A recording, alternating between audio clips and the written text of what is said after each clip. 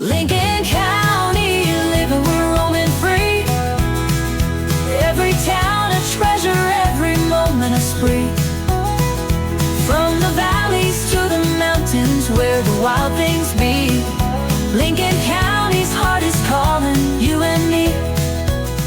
Welcome back to the Lincoln County Living, the podcast for the people, by the people, where we keep it real, keep it local, and maybe even keep it a little awkward sometimes. I'm your host, Nicholas Hall, and today I'm excited to share an engaging conversation I recently recorded with Jeffery West, who is the broker owner of Future Real Estate Ruidoso. From earning a degree in poultry science to making a mastermind of himself in the local real estate scene, Jeffery's journey is nothing short of fascinating.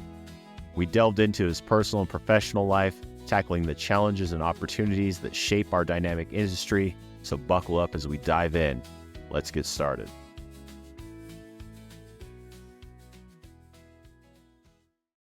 Good morning, good afternoon, good evening, whatever time of day it is that you're listening to this podcast. I'm your host, Nicholas Hall, and you're listening to the Lincoln County Living, a podcast for the people, by the people. How are you doing today, Jeff? Doing great. Wonderful to be here. Yeah, I'm excited to have you on. And like I said before, it's always fun to have your boss in the hot seat.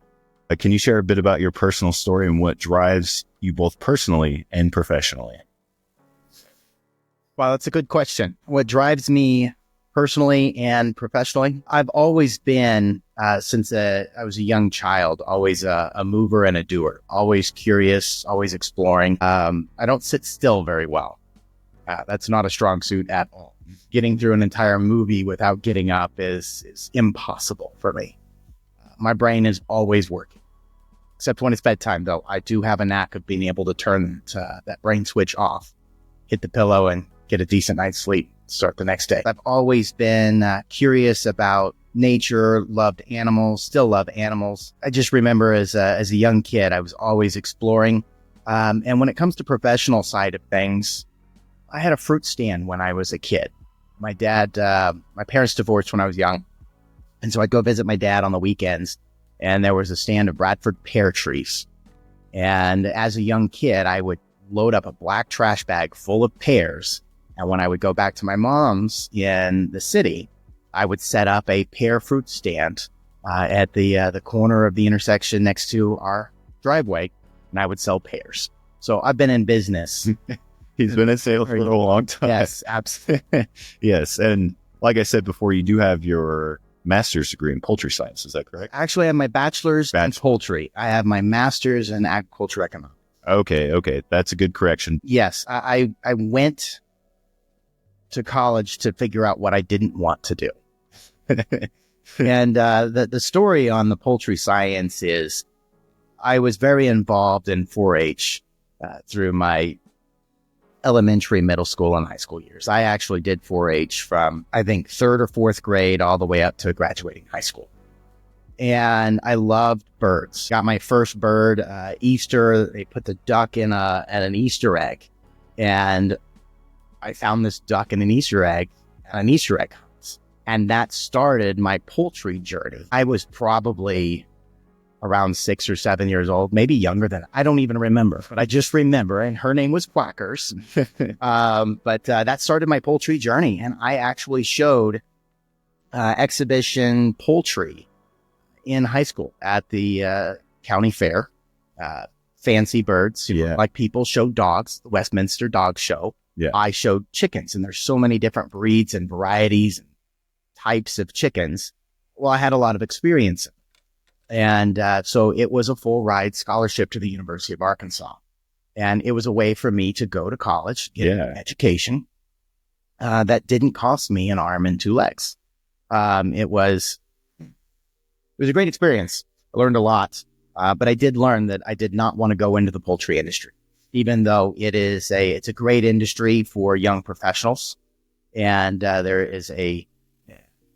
you can earn a great living in that business. And I still have a lot of friends that are in that business. So that's how poultry came about.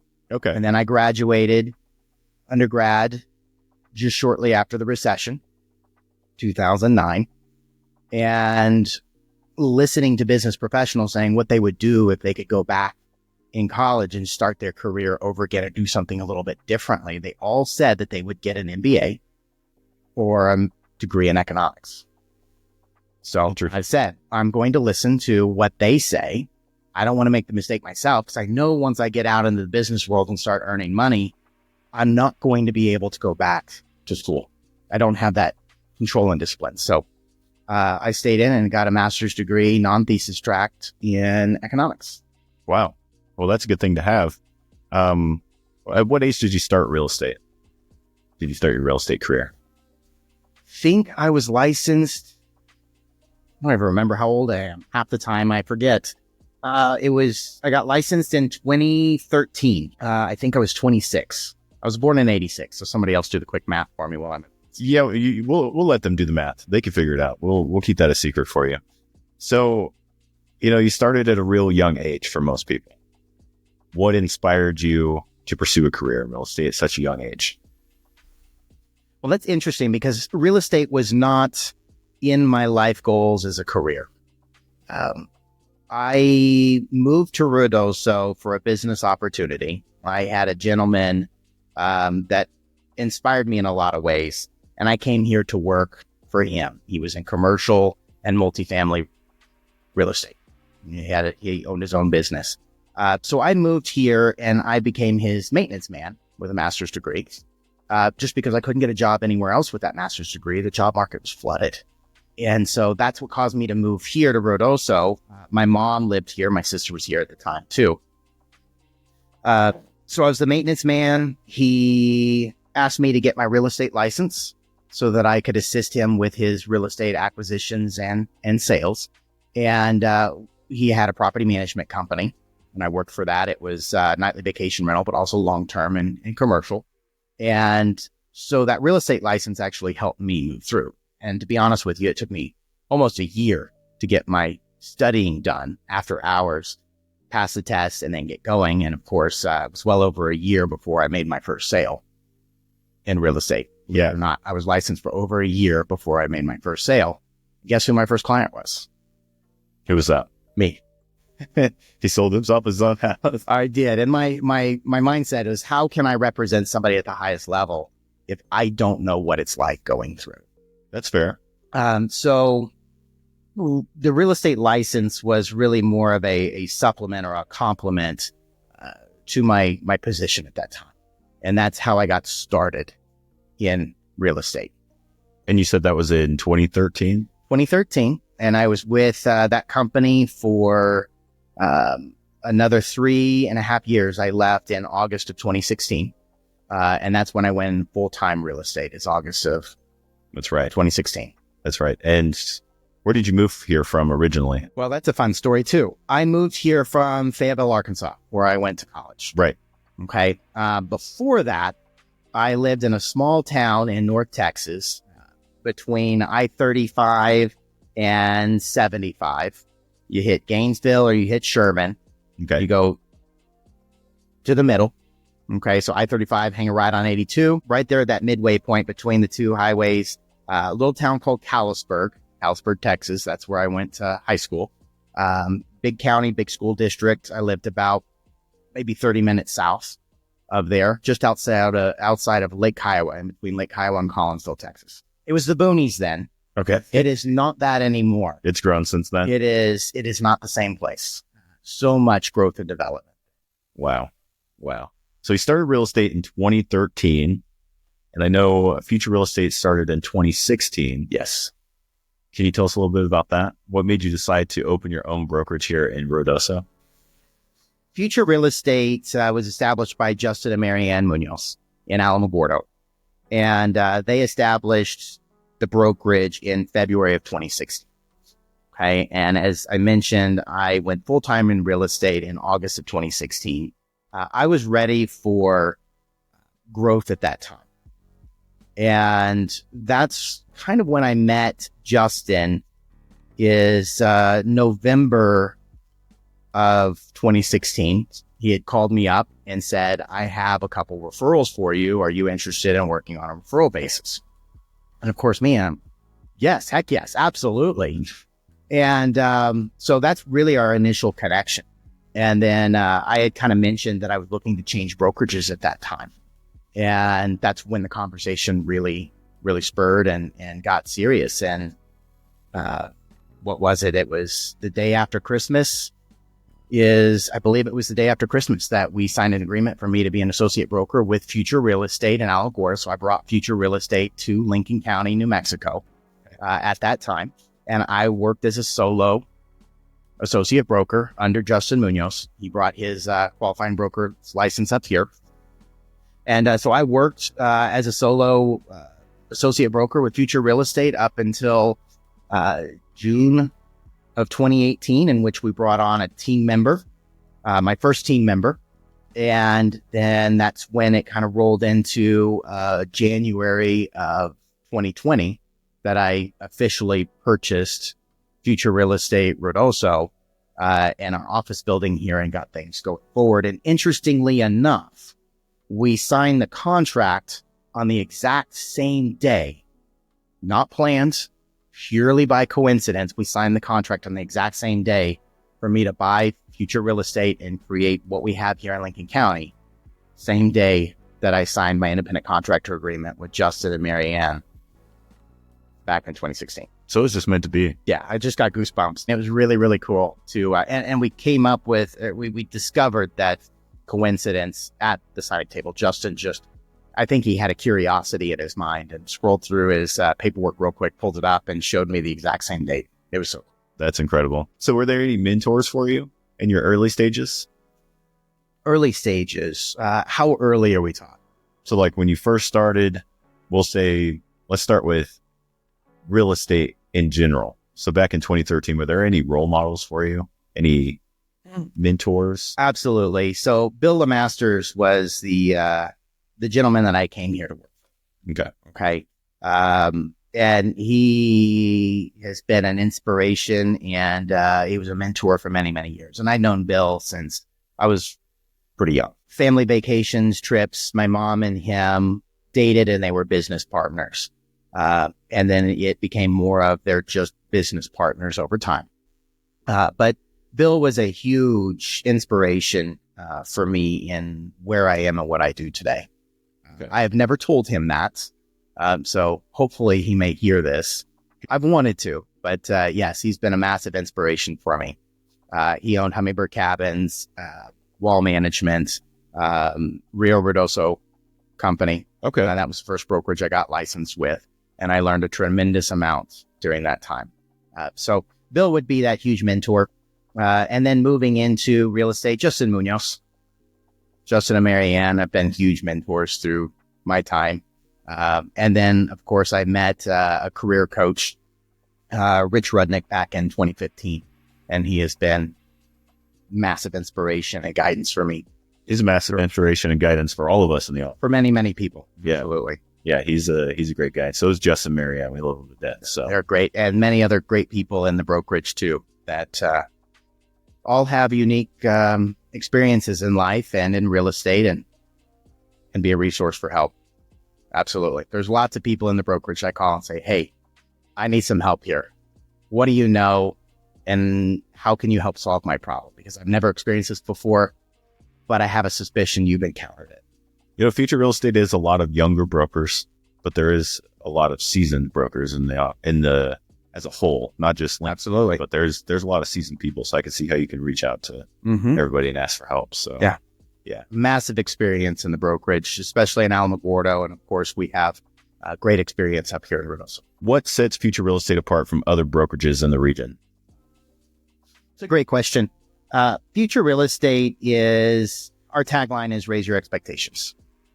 And I really think that tagline, that motto is the most important thing in which we do as real estate professionals. Is we meet with a client or customer and their expectation is here, level 5, right? And then we're going to take that to a level 20. That is the goal, the objective of Future Real Estate. We always want to stay innovative, exploring new technologies, new ways to serve our clients' needs at the highest level. Technology is huge. Real estate every day is changing and evolving. And Future Real Estate aims to Keep up with the times. keep up with the changes, right? It's never a statement of we've never done it that way. It's a statement of how can we try something new and make it better? How can we evolve? Evolve and really, and I think that what most consumers want when it comes to real estate is expectations that technology open up new doors, new avenues of ways of doing things. I mean, marketing landscape is drastically different than what it was 5 years ago, 20 years ago. I mean, you talk about seasoned brokers, they talk about the MLS books. Yeah. You had to wait for a printout of the houses that were coming on market. Now it's a click of a button and it's instantaneous. Right. And it could be gone in an instant too. It could be gone within minutes. And the amazing thing about real estate these days is you can take a virtual tour sitting on the couch. In your pajamas. Pajamas. Heck, you can take a tour of the house not even wearing pants. Is that crazy? 3:00 in the morning, whenever you want. I see people, I've been to concerts and I stand behind people and they're on realtor.com scrolling at a concert. I mean, come on, guys. Is it really important to find a house right now? You're at a concert. Let's enjoy this. It's great. Standing in line at TSA. People will shop Zillow. I mean, it's as easy as Amazon nowadays. It is. And I tell a lot of people that I meet with, especially sellers, that today's world is an online shopping experience, right? Real estate really needs to become the Amazon of shopping. Yep. Right? On-demand experience economy. That's where we are.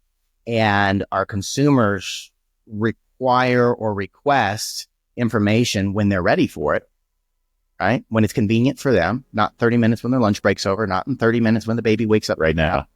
I have time now. I want to, explore this. And then it's the experience economy is more of going back to that, raising the expectation. Providing the information that they're looking for, creating that connection, that rapport. We're like guides. We're facilitators, and we help move people through that process. And whether they're a seasoned real estate investor or a first-time home buyer, we will evolve that process to fit their individual needs to give them the highest level of experience. That's a great statement. Very passionate about that. Yes. No, it's okay. And tangents are welcome on the Lincoln County Living. So we'll kind of get back on subject here a little bit. As far as we know, you are the youngest broker owner, correct? As far as we know. I am not aware of anybody that is younger that owns and operates a brokerage in Lincoln County with a qualified broker's license. Correct. For years, I was one of the younger, not the youngest, associate brokers. Yes. COVID hit, a lot of life changes and opportunities opened up. And I think that's when the gates opened up for a lot of young professionals to make a career change and enter the wonderful world of real estate. Yeah. Yeah. And it's really, a lot of people notice that you don't have to get a full college degree to get your real estate license. So it is, you don't have to go for years and years of school to get your real estate license. Right. So I could see why it was kind of a eye grabber, I guess is what you would call it. Well, yeah. And there are times where real estate's fun. There are times when real estate is extremely challenging. And I encourage anybody that is in real estate, you really need to be a student of real estate. It's always changing. There's always new ways. And there are things that you can do in real estate that I haven't even scratched the surface on that I'd love to learn more about. I mean, it's one of those things that you're always learning. And I think even for somebody that's been in it for 40 years, like some of the Lincoln County realtors around here, they still learn. You're always learning, always learning something new. And as an owner broker, that is something that I strive to do, is to keep my brain growing on real estate so that I can help guide and nurture other brokers into the business. But that's really my role as an owner broker is that there's a leadership position that comes with this, that you've got to help people through trials and tribulations in a sense when it comes to unique and challenging real estate. And there's there's always a surprise that comes up. It catches you off guard most of the time. And it's like, it can. Dang it. But it works out in the end. I mean, my biggest advice when it comes to those kind of things is just work through it the best that you can, because if you let it get to you and you get to the end and you realize, why did I let it get to me so bad? And it's really hard to not let it get to you a lot of the times. Mm-hmm. But at the end of the day, once it's over, it's over. Yeah. Well, and I think it gets to you because you care. Yeah. Right? You care about your clients. You care about their goals. And when you have challenges that pop up, you're on a timetable. You've got contractual deadlines that you have to meet. We're dealing with people's money. You know, Their life decision. wealth managers have to go through some serious credentials to be able to manage people's wealth. And for us as real estate professionals, I really think that that's one reason why continuing education is so important, and growing your mind, growing your brain, and knowing your contracts and knowing what you can do, because we are handling high asset value for our clients. These are big life decisions. Big And, life decision. It can be a way of life for some people too, for investors and flippers, and for first-time home buyers getting into their very first home and out of renting. I mean, that's a life decision. People spend their life savings on houses. So, We live in houses. yeah. Something that everybody has to have. We spend a lot of time in office buildings or office space, or interacting with commercial retail space. Or there's people that have to have a restaurant space. Yeah. Or, it's just, there's never ending. Real estate it's everywhere. Yeah. So speaking of challenges and opportunities, what challenges and opportunities did you encounter as a young broker owner? Well, everybody will know that COVID hit March 2020. I just purchased the office building and just become official qualifying broker in January of 2020. My gut told me something was coming. And I don't know why something told me something was coming. So I was preparing for something. I thought it was going to be an economic recession. Then COVID hits. And of course, we're entering into territory that nobody really has experience with. It was a very unknown time. It was. And how do you navigate that the right way? What is the right way? Everybody has a different opinion on that. Obviously, we won't go into that conversation here, but being a brand new business owner at that time, effectively, of course, when you have a real estate license, you are business owner. But at that time, I was responsible for other people. They're looking at me for guidance on how to navigate through something that none of us really know how we're going to navigate through. We don't know what's going to happen. Do you remember how many people you had in the office at that time? 3 or 4 of us. I think Lily was there, my wife. Yes. Monique was there. Monique's here. And you had an assistant at that time too. And you also Mhm. had another broker. We had another broker here as well. So I think that there were a total of 4 of us licensed. So I had 3 associate brokers at that time. I could be missing somebody right now being on the spot. And then we had 1 employee. It was just very unknown. It was very unknown. Oh, Yeah. David Dockweiler. David was, Yeah. yes. Oh yeah, that's right. David had retired and David was a past client. Yep. And David decided to get licensed in real estate. And so he was with us on my personal team at that time too. Yeah. So yeah, a lot of unknowns. And you can't go to work. You can't go interact with people. You can't show property. All the rules that were coming down from In the beginning of COVID, you're the saying, very right? beginning. So that was probably the most challenging time in my leadership role as a business owner is how do I even, it's not just so much the people in our office and our brokerage that I'm leading and guiding, but it's all of our clients and our past clients and our customers calling in and our people that are mid-contract. We have people that have property listed on market at this time and they're making important life changes. And a lot of times when people are making a significant life change, days on market for a property are very important. So we navigated through that very well. I would say for the real estate community as a whole, real estate pushed through COVID very well. But that really tested for the first couple months, I think, my leadership role. That's right out the gate is what you had to deal with. Right out the gates. Absolutely. What do we do? How do we do it? We have contracts that are trying to fall out, trying to guide brokers that are newly licensed on how to overcome major objections and fears. It's human nature. We're afraid of what we don't know and understand. And that was a lot of we don't know and we don't understand. It was a scary time. I mean, We made it though. we made it. We made it. And Now it we was could say, before. now we could tell our kids and tell our grandkids, like what we went through. And I don't even think they'll really understand, because I don't think we still really understand what happened. They probably won't understand the importance of toilet paper. Exactly. That was a weird time. It was important if you had toilet paper. Yeah. And It was like gold. I remember I sold a property during that time, and the sellers decided to leave toilet paper in the house for the new buyers. And it was going to be a primary. And I thought that was really cool of them to leave that much toilet paper when we were experiencing toilet paper shortages across the nation. Living in a small town, it was kind of like, oh, this will kind of blow over at first for a lot of people, I believe. And then when it started hitting here with people getting COVID, the toilet paper disappearing, like you go to Walmart and there's no toilet paper, and all the other weird, strange shortages that we Supply chain issues, absolutely. got real all of a sudden. And to navigate real estate at that time, I'm sure was a huge challenge. Yes, but you can always have comfort is that real estate is always going to be something that is necessary. Even in the hard times, obviously. Hard times, yes. Markets good or bad. People need housing. And it's kind of interesting that even in the hard time, it got to a robust market.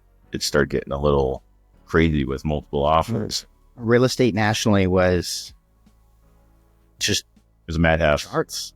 It was a madhouse. Absolutely. And the question was at that point is, can it maintain? And it has maintained for the most part. We're in a stable market in which I believe, and prices are not declining significantly. I know there are some regions of the United States that are seeing major attrition and property values, but we're still doing very well here. Yeah.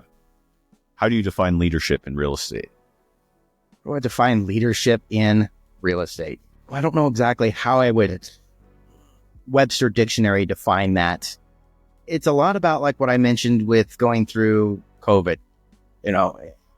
In real estate, you are leading and guiding people through life changes. Okay, whether that's your associate brokers that are in your office, you are always helping them overcome unforeseen challenges. For our clients, that's a leadership role as well, is you're their guide through a very important life decision. And it's our responsibility as a real estate professional to lead, to guide them from the very beginning to the very end, educate, inform, quell fears, right? Am I making the right decision? Am I paying too much? The house has some maintenance issues. Can I handle this? Are they as big a deal as the home inspection report makes it seem like? Right? There are things that are scary, and if you don't have familiarity with it, it can be very frightening.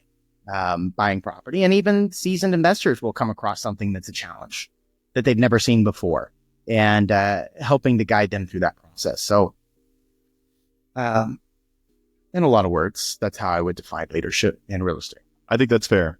I mean, I think I'm going to kind of summarize it here, and correct me if I'm wrong, but I would say you define leadership in real estate as being able to pivot when necessary and being able to overcome the challenges and the tribulations. You're a great listener, Nick. Yeah, okay. Absolutely. Okay. Yeah. Pivot and shift. We're always doing that in this business. And what strategies have you used to build and maintain a strong support system in future real estate, Rodosa? The strategies that I've employed is really setting up a framework for people to operate off of. A system. Okay. A system. For entering into sales or being successful in sales, every real estate professional, I think, needs that guidance. They need that system. They need processes. It's very difficult to recreate the wheel, right? I wouldn't be able to recreate a wheel for a wagon. I just know it exists, right? Right. So when you're coming in or looking for a brokerage to work with, a brokerage that has systems and processes that you can adopt and follow, and you can make work for you, right? And as far as our clientele, right? Our clients, our buyers and sellers, I have a system and a process that we follow. Now, the framework is the same every single time, but the actual individual steps through that process are going to be varied by individual needs, right? Every seller doesn't need the same thing from me. in the process of selling their property. Not every buyer requires the same guidance from me or the same level of experience. I've got clients that need deeper dive into how to structure a complex real estate transaction, right? And then I have others buying a house for the first time and they really don't have a clue what they're doing because it's new and they're relying on me as an expert. So I have a process that we follow to make sure that they're informed and they're engaged in the process and they're knowledgeable all the way through. So for that success, it's always having a system and a process that's available to execute and follow. I mean, there's one that I've noticed that I don't think gets shouted out very often. And I think that you have adopted it from Justin and Mary Ann Munoz from the Alamogordo office is the family environment. The family environment between the brokers for one, but it also seems if we build those strong relationships with our clients, we end up having them as a part of the family too. Absolutely. So I think that is something that is huge for future real estate. It is. We work together and this is a people business. Yeah. It's not so much a housing business. It's a people business. Yes, we're selling houses, we're selling real estate, but at the end of the day, it's about our people. Yes. And I mean, me personally, I know my wife can speak about this too, is we have clients that keep coming back. Like they just keep coming back and we get a call from them once a year. They want to do something else or they want to sell a property. They want to buy a property. And we talk to them like they're our friends at this point because we talk to them that often. Absolutely. Well, and you have clients that they make an impact on you. Yeah. Now, I have several that have made a massive impact on my life too, just from the process of getting to know them, spending time with them, having coffee. Having lunch sometimes. Yes. Yeah. And then getting invited to their house after they bought it and all that kind of stuff. That and watching their kids grow up too. I know that's great. I have a client that, I remember his kids being knee-high to a grasshopper and now one of them's playing soccer now for New Mexico State. And it's just like, in my mind, He's still a little kid. Yeah. They're still little. Can you share a moment where your leadership skills were truly put to the test? I would say that's going to go right back to COVID. COVID is really what put it to the test. Our fires would be another instance. How to navigate that. I know that we live in a highly prone area for forest fire. And unfortunately, the thing that I look back on and wishing I was more prepared for was having a contingency plan in place. To say, hey, if this unlikely event occurs, here's how we're going to help our people, our community, right? Our clients, customers, our fellow brokers, our community members, and trying to do the best that you can possibly do in that situation, especially when you're personally being affected too, is you have to step up into that leadership position and you have to be that guide for all of your people again, whether it's really your brokers or your clients. Yeah. And, I remember through the South Fork and the Salt Fire, my phone was just constantly ringing. And if my clients weren't calling me, I was trying to call them to give them updates. I went through my whole system too. I mean, I tried to do that on mine. And unfortunately, and this is one of my regrets and something that I will fix is that I didn't have my database of all of my people organized enough to be able to facilitate an outreach in the event. Yeah. So one thing that I will grow out of that, but leadership being tested is definitely being there for your clients, your customers, your associate brokers, in your office, your employees in your office, when they're possibly thinking, am I going to have a job to come back to? Do I have a house to come back to? How is real estate going to continue forward when we've had such loss? Because it's not just the fires you have to worry about, it's the floods afterwards too. And it's an ongoing challenge of getting information to clients that have property near the floodway, the floodplain, that were affected directly, that might possibly be affected in the future. Yeah, it's always in your mind. And it's not just the South Fork. I wasn't in real estate when the Little Bear fire hit, but that was a huge impact on our community too. And then the McBride fire. We've got clients and We've had a family that handful of- had losses there too. And you still hear the stories of people. It will make you stop. And you lost your home in the South Fork, correct? I did. Yes. Yeah. The one that your first sale. My first sale. Absolutely. Yes. I love that little house. It was a great bachelor pad. My mom had actually moved into it. She had sold, and some things happened in my mom's life to where things brought her back to Ruidoso. And so my mom was living in my house there.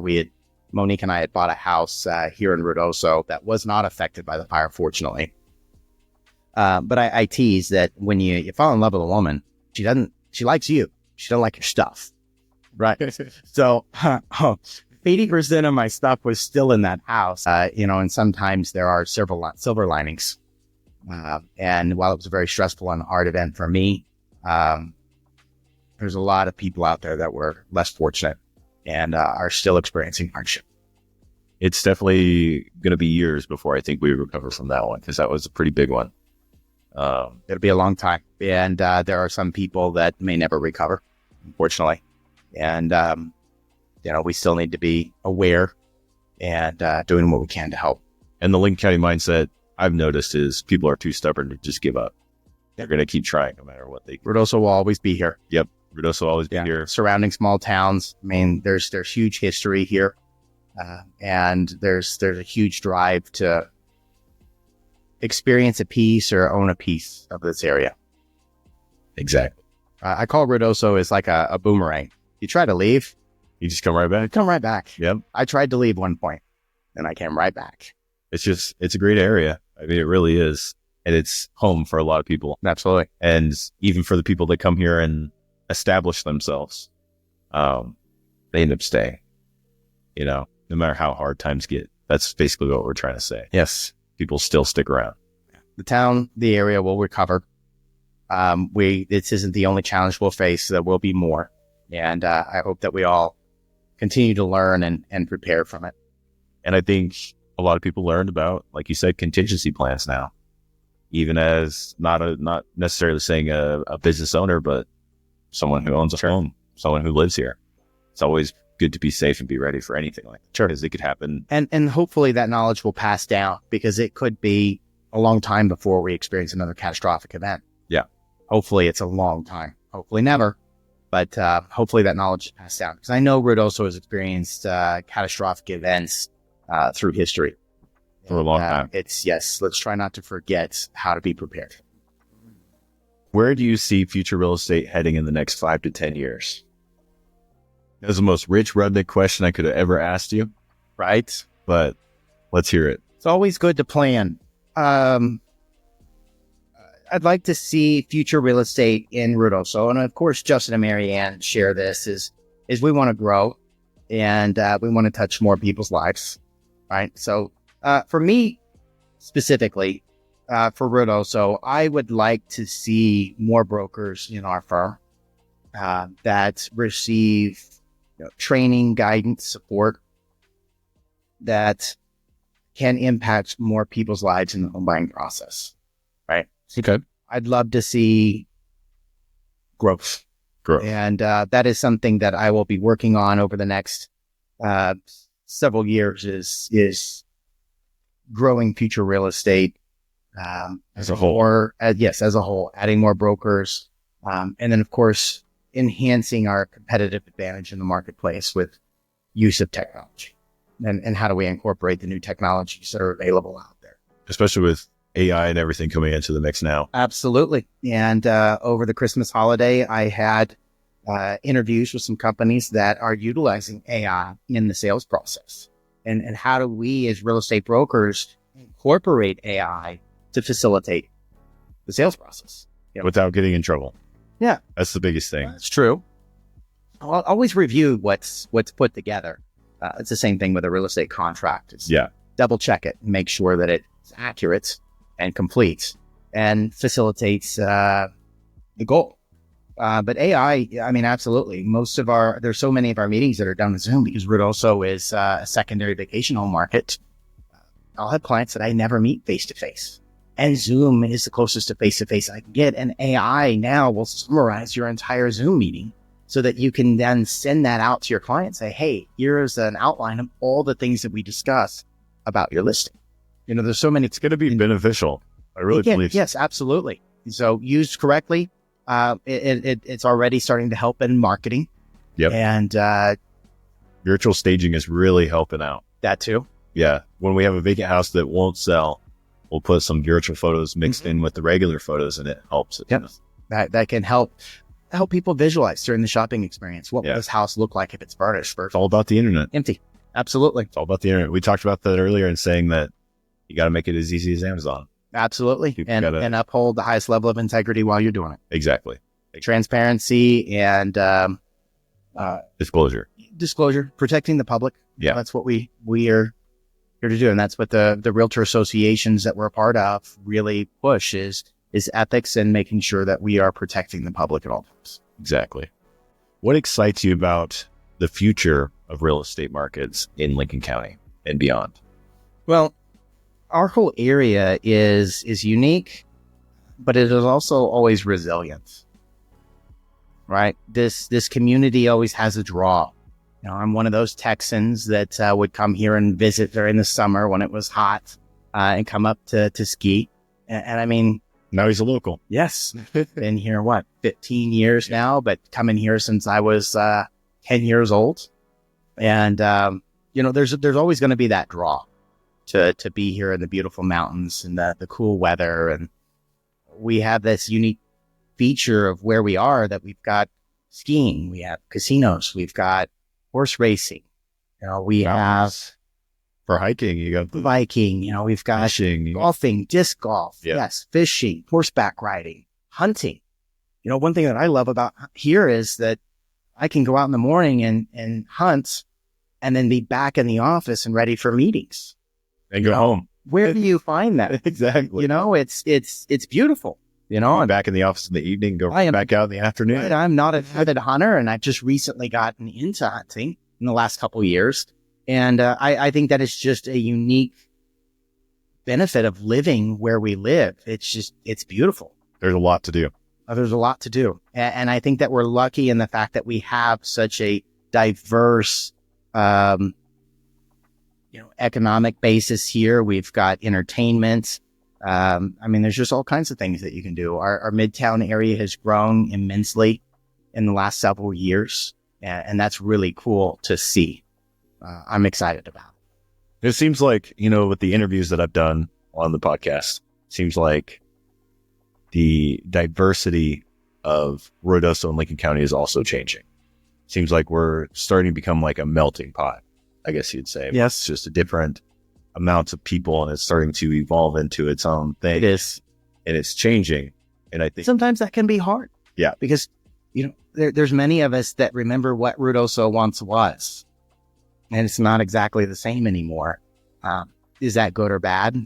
That's for somebody else to decide for themselves. But me personally, I think it's a good thing. the growth Sure. is really good and exciting for me. Yeah. The kids growing up here get to see new things and experience new things. The ice skating rink at Wingfield, Yeah, that's a really cool thing they started. eries that come in during the summer, the breweries that are popping up, and it's just and the cool shops in town. And a mountain coaster now. For years, I didn't go into Midtown and go shopping, and now I go through Midtown all the time to shop and see what's new in it. Yeah. And dine and There's some stores there that I go get stuff on a regular basis, like the tea company. And that, absolutely. So Yeah, the really cool things about Lincoln County as a whole. And so I do think that there's going to be continued growth no matter what happens. yeah, I think This area will continue to thrive. because that's the Lincoln County mindset. I've really learned that living here is that people are going to continue to move forward no matter what happens. Well, and also think about it as it's just not tourism here. We've got ranching. Yep. I don't think. Livestock, Yes, livestock, crops. crops. And just going down the mountain to Otero County, there's a lot of alfalfa and farming that goes on down there, pecans. And history. There's a lot of history. Tons of history. Yeah. Absolutely. Yeah. Yeah. Fort Stanton's a cool place to visit too. Lincoln Yeah. Lincoln. and all those Fort places. Even if you want to go all the way out to like White Oaks, Mm-hmm. that's a cool place out there too. So And learning about the history of White Oaks is pretty neat too. yeah. Because you can go do that on your own. There's a lot out there. Nick, your next podcast, the history of White Oaks. So we're going to hit you with a big question. What advice would you give to young professionals, young brokers getting into the business? What's one piece of advice? One piece of advice getting in. I don't know if I can just do one, Nick.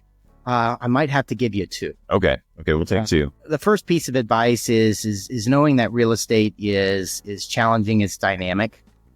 Okay, and stick with it. Really persevere through, learn it. Persistence. Yes, persistence is important.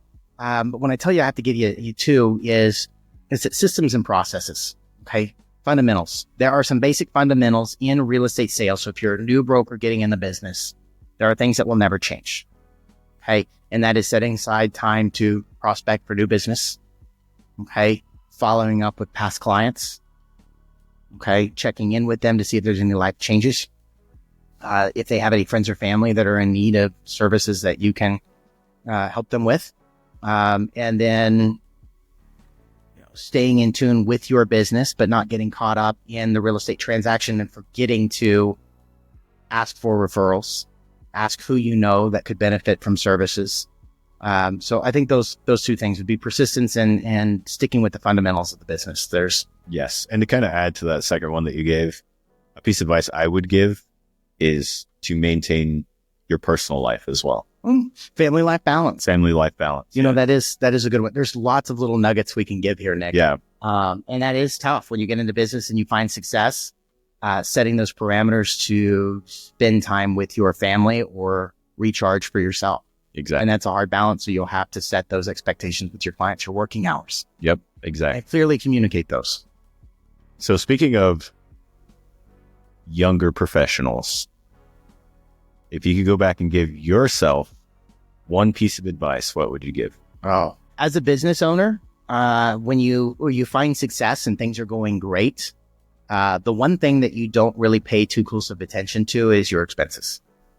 So the one piece of advice that I would go back and give to my younger self is while your business is growing and developing and doing great, there are times when the economy is going to shift or you're going to have disasters that come into play that will affect your business, and be cautious of your bottom line and making sure that you're not overextending yourself during the good times.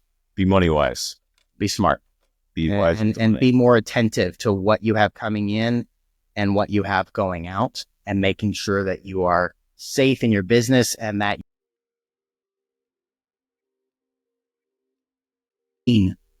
businesses struggle because they weren't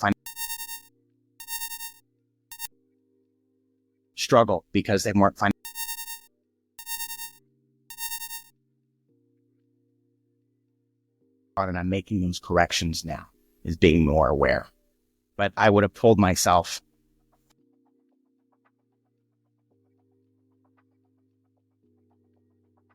and then when things aren't working, cut it and move on to the next thing. Okay, just watch it a little bit more carefully. An expense that's coming up, dues, Insurance, dues,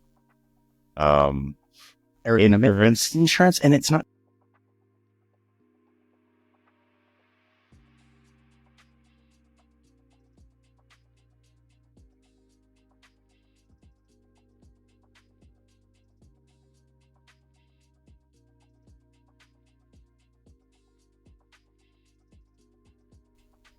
I'd like to see future real estate continue to be a strong contender in the real estate market, helping people buy and sell.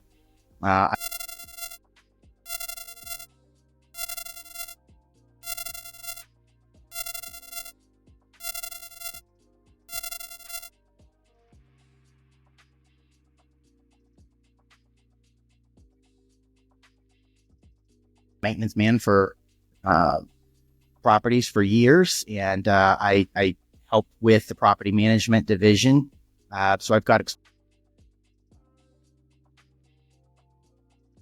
or short term or long term? long term. Long term. And it'd be like the future rentals. Short term or long term? Long term. Long term. And it'd be like, there is a massive need for long term housing in our community. And I know Yeah. we get calls often. In our community. And I know Yeah. we get calls. Costs are going up. And so I want to be able to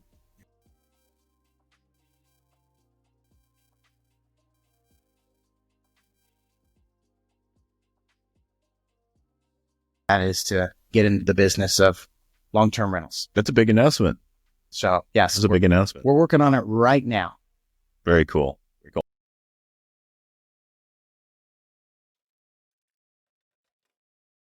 Great property management companies in the area. We just have some ideas and things that I would like to enhance that rental experience for not just the tenant. Raise their expectations. Absolutely. Taking that idea into raising the rental experience all the way through. Very cool. Raising that expectation. Yes.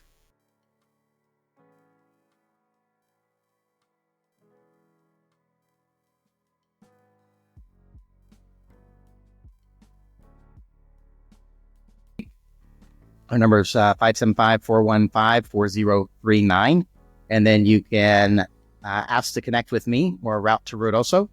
You can find us on Facebook and Instagram. And our social media gal helps run the TikTok because I am not a TikToker. Just know that it was lights out and lights back on real quick. But we are. So far, it's still on. Yeah. So far, we're still on TikTok. From what I understand. From what I understand, if it goes down again, I'm sorry, but Something I probably need to get into from a business management standpoint, but we're on Google as well. So my email is jeff@futurerealestate.com and my personal cell, 575-973-3065. So feel free to call or text if you have any questions, anything I can help with. perfect. Perfect. I think this could be a great episode today. I think it's going to turn out really well. I really appreciate you coming on. Yeah, absolutely. It's been fun. Yeah, it's been real fun. And there's a lot of stuff that I've learned about Jeff today that I didn't know. And I think, other brokers in our office are also going to learn and maybe feel more of a personal connection with Jeff. Yeah, absolutely. But thank you for coming on today. I really appreciate it. Again, you can listen to us on Spotify, Apple Podcast, YouTube, iHeartRadio, and so much more. You can even listen to us on your Amazon Alexa devices, which is really cool. You just say, Alexa, play Lincoln County Living Podcast with Nicholas Hall, and it'll come up. It'll start playing me and the podcast. So thank you again for joining in, Jeff. And I hope everybody has a great rest of their day. Thanks for having me, Nick. Yeah, no problem. No problem. Anytime. Thanks again for tuning in to yet another episode of the Lincoln County Living. I really enjoyed my time chatting with Jeffrey about his journey in the real estate world right here in Lincoln County. I want to give a big shout out to Jeff for joining me on today's episode. And if you found our conversation insightful and want to learn more about future real estate or get in touch with Jeffrey West, I'll include all the details in the show notes of how you can get in touch. Remember, this podcast is about keeping it real and keeping it local, celebrating our community, and sometimes embracing the awkward. Make sure to follow or subscribe to Lincoln County Living on your favorite podcast platform to stay updated on our latest episodes. If that's Spotify, Apple Podcasts, YouTube, iHeartRadio, Amazon Music, and so much more, all you got to do is say, Alexa, play the Lincoln County Living Podcast with Nicholas Hall, and I will come up. Until next time, keep living it, Lincoln County. Lincoln County.